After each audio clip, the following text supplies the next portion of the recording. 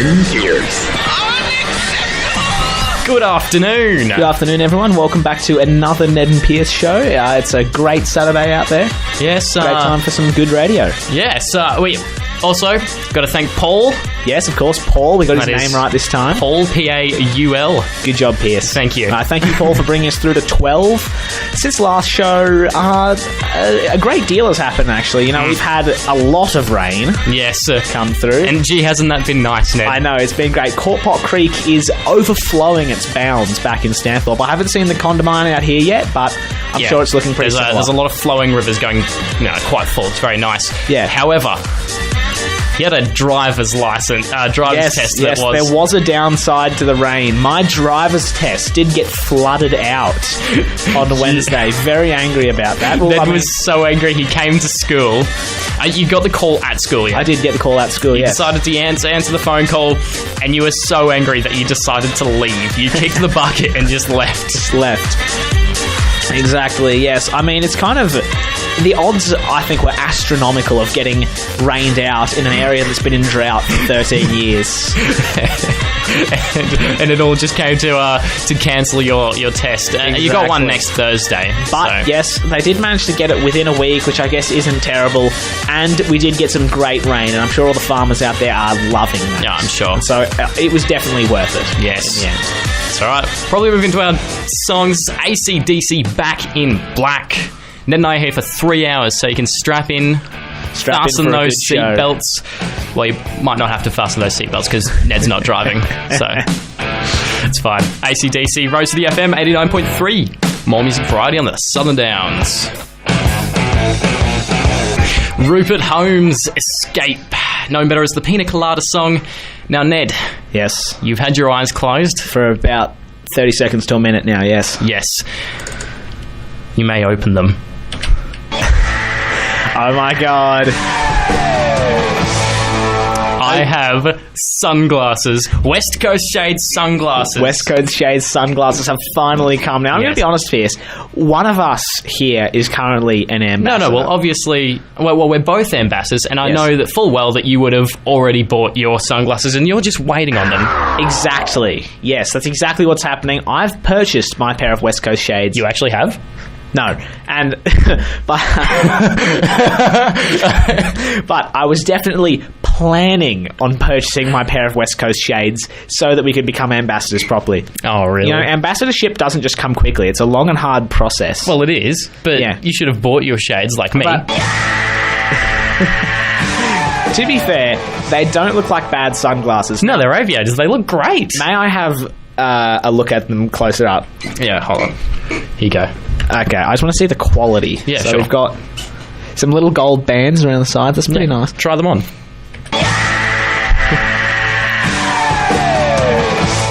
Wow, that's incredible. Can we just try that again? Wow, it's great. They look better with the CSI really Miami theme tune in the background. Yeah, did the theme song cost extra, or did it come with the glasses? No, I had to get that myself, unfortunately. But no, I will say, credit where credit's due. West Coast Shades, they aren't that bad. Yeah, they're really good. I know. Here, I'll hand these back to you. Right, I'm just gonna put these back on. All right. Nice. Okay, so here's the deal. During this show, live on air, later in the show, I will purchase my very own pair of West Coast Shades. I did think it was weird that you didn't buy them, because you said this on our last show. I think I've been neglecting my ambassadorial duties for long enough. I'm going to go home this afternoon. I'm going to purchase my own pair of West Coast Shades, and we will finally become proper ambassadors. Not happy, Ned? The day has finally come. Live on air, I'm going to purchase my pair of West Coast Shades. Coming up later, though. Probably getting to the point of overusing that sound effect. I should plan this one, the dragging down one, for you, because you're such a loser and hadn't bought your shades yet. Okay. Well, coming up after our community announcements, we've got Ned and Pierce's odd news from around the globe, so make sure you stay tuned for that. Yeah, that's what's next. This is American Authors, Do My Own Thing, on Rose City FM 89.3.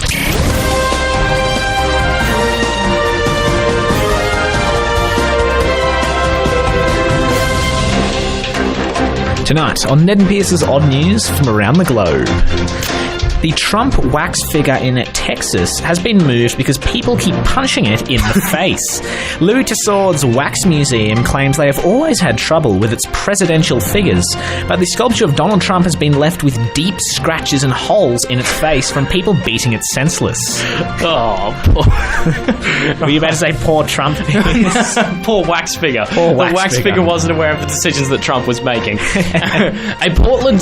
sorry, wow, there's pops on those. Yeah. So I'll just going to step back for a bit. A Portland area man collected a $1 million jackpot from an Oregon Lottery's 2021 raffle just 3 months after winning $150,000 from a scratch-off ticket. Joshua Park told Oregon Lottery officials he started buying raffle tickets when they went on sale in early January, and he'd accumulated 20 tickets by the time of St. Patrick's Day drawing. Joshua Park's been described as a little red-headed man with a green coat and an Irish twang.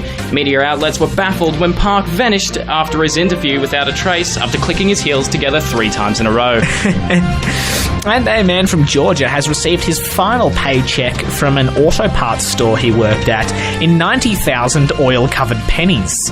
The cruel joke was played after a feud broke out between Andreas Flatten and his boss, which caused Andreas to hand in his resignation.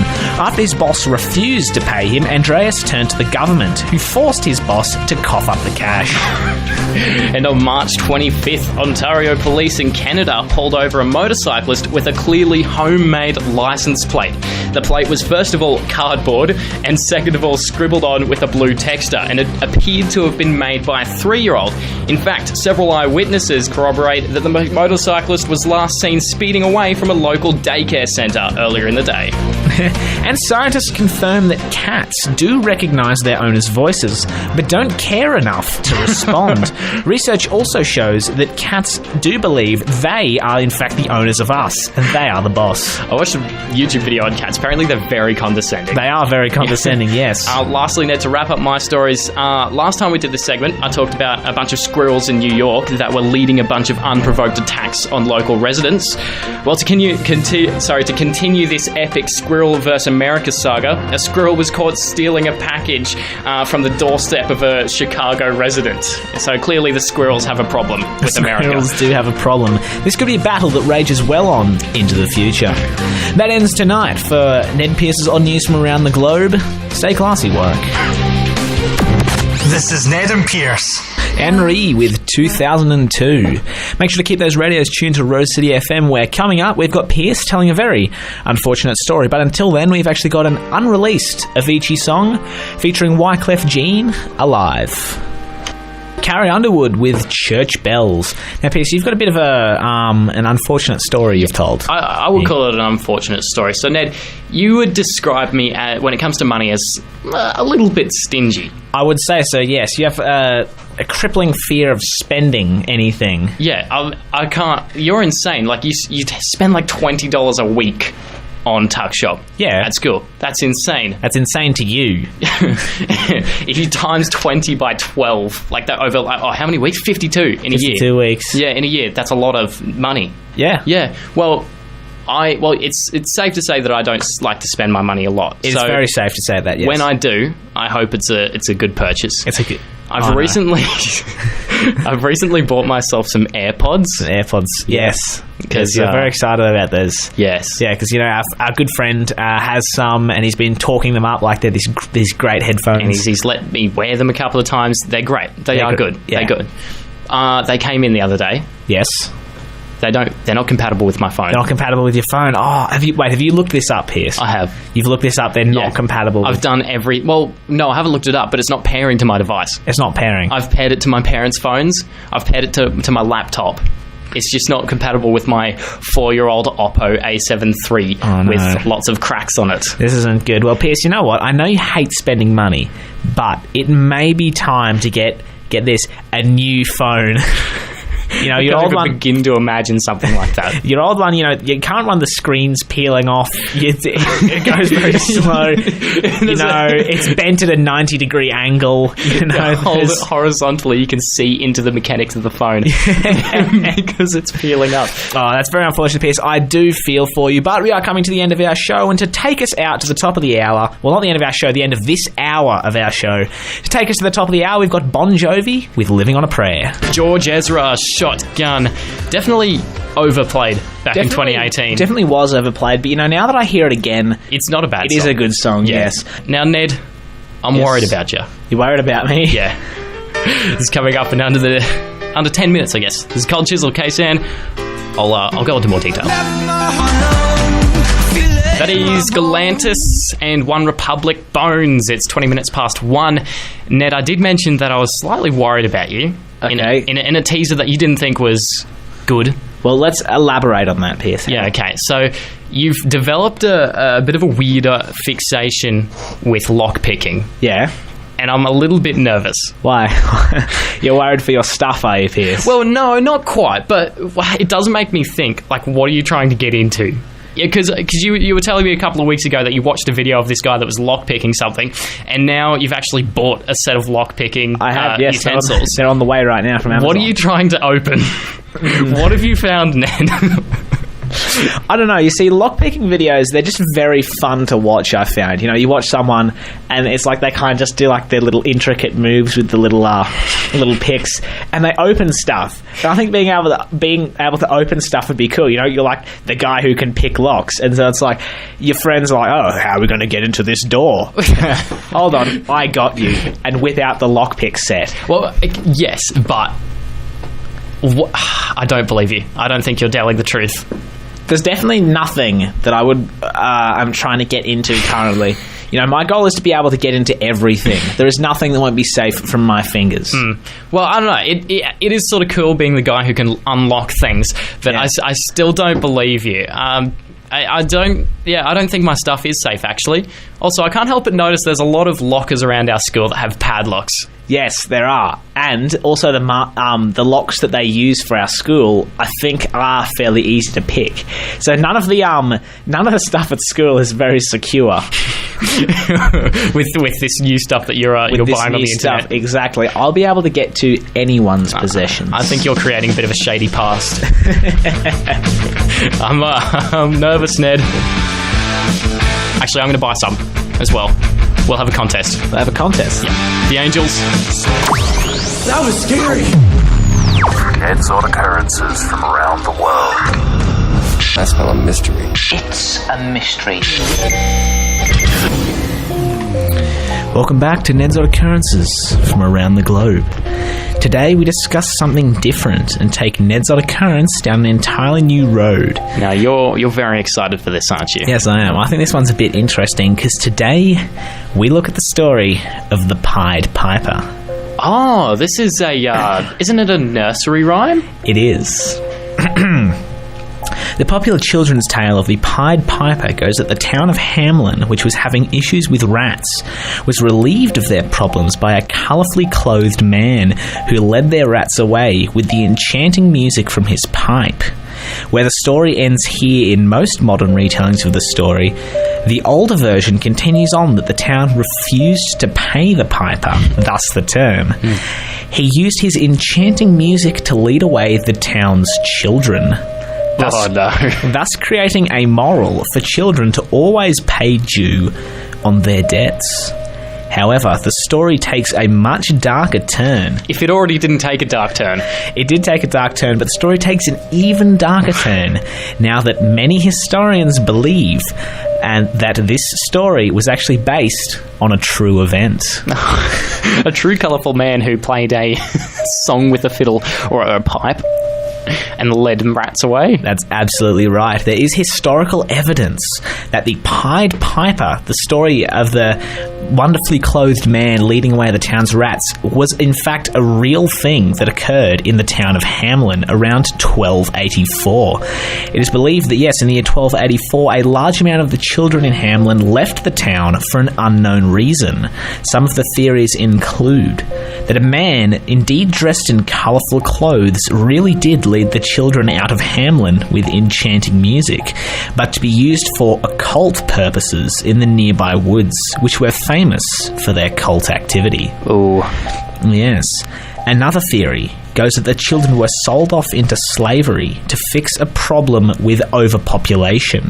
This theory is supported by several surnames around the world matching those of the missing children. The third theory goes that the children were taken off and killed by the town to help prevent the spread of the Black Death. This theory doesn't have much evidence backing it, but is entirely possible considering the lengths that medieval towns went to end the threat of plague.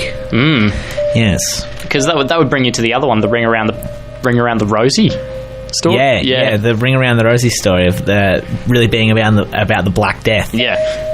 But yes, no, it's very interesting. They found, because the reason they're looking at this is there's a large stained glass window in Hamlin that depicts the Pied Piper, which was actually, it's believed, through several other plaques and different records they found around the town, it's believed that they built this stained glass window in memoriam to all these missing children that vanished.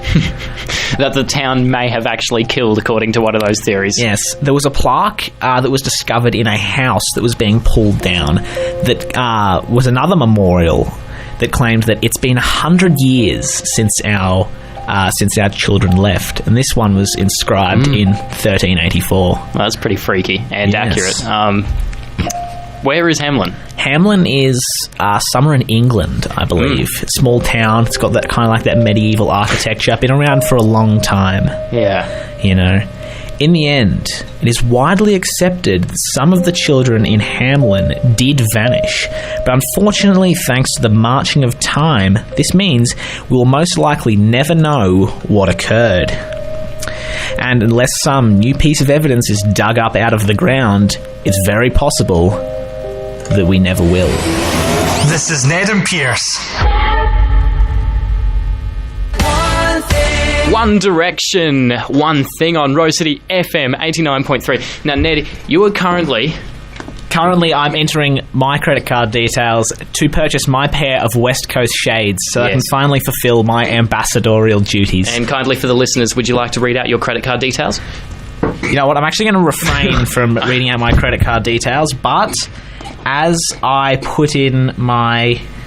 We had hoped to have this done before we opened the microphones. It took a surprisingly long time. It took a surprisingly long time to get through, but there we are. So we've got that through. Let's go to the payment. All right. This is happening live on Rose air. City FM 89.3. This is a pretty exciting moment. It is very exciting. I'm finally becoming West Coast Shades ambassador. Yes. As soon as you click... Oh.